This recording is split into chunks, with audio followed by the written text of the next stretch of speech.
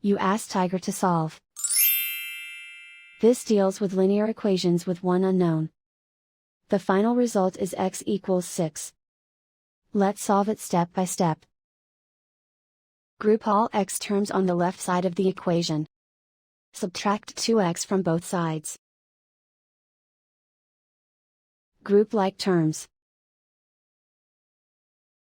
Simplify the arithmetic. Group like terms. Simplify the arithmetic. Group all constants on the right side of the equation. Add 68 to both sides. Simplify the arithmetic.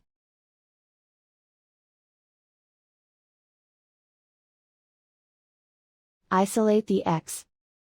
Divide both sides by 4. Simplify the fraction. Find the greatest common factor of the numerator and denominator. Factor out and cancel the greatest common factor. And so the final result is x equals 6.